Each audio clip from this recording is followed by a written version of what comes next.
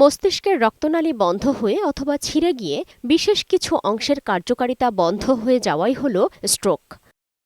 গবেষণায় দেখা গেছে বাংলাদেশে প্রতি বছর প্রায় ১.৫ লাখ মানুষ স্ট্রোকে আক্রান্ত হন আর মৃত্যুবরণ করেন প্রায় ৪০,০০০-এর বেশি।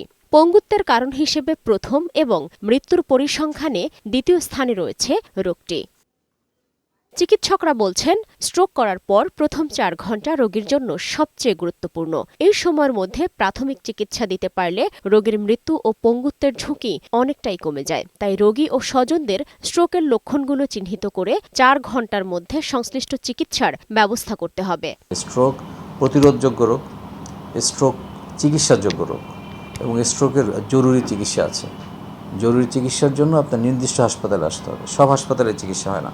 যেখানে নিউরোলজিস্ট আছে অথবা যেখানে জরুরি সিটি স্ক্যান এমআরআই আছে ওই সমস্ত হাসপাতালে আসতে হবে। একজন রোগী কিভাবে বুঝবে যে স্ট্রোক হতে পারে? সেটা হলো মুখ বেঁকে যাওয়া, হাত পা দুর্বল হওয়া, অবশ হয়ে যাওয়া এবং কথা বলতে জড়া যাওয়া, এবং এটা হতে হবে হঠাৎ। প্রতি মিনিটে আপনার ব্রেনের ২০ লক্ষ সেল মারা যায়। ২০ লক্ষ সেল, মানে আপনি যদি চিকিৎসা ১ মিনিট আগে আরম্ভ করতে পারেন ২০ লক্ষ সেল বেঁচে যাবে। বিশেষজ্ঞরা বলছেন, স্ট্রোকের আধুনিক চিকিৎসায় দেশ এখন অনেক এগিয়ে। মেকানিক্যাল থ্রম্বেক্টমির মতো উন্নত চিকিৎসা পদ্ধতি ব্যবহার করা হচ্ছে দেশের বিভিন্ন হাসপাতালে।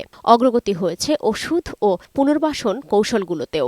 মানুষের সচেতনতাই এই উন্নত চিকিৎসা ব্যবস্থাকে সফল করতে পারে।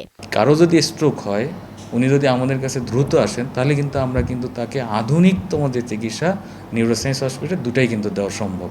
আইভি থ্রোম্বোলাইসিস কি?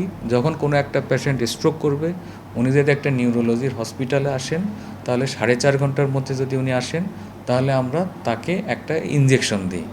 এই ইনজেকশনটা ওনার যে রক্তের দলাটা জমে গেছে ওইটাকে গলায় দেয়। সূক্ষ্ম তার আছে আমরা রক্তনালীর মধ্য দিয়ে ওই তারটা আমরা যেখানে স্ট্রোক করছেন রক্তের দলা জমছে ওইখানে যাই।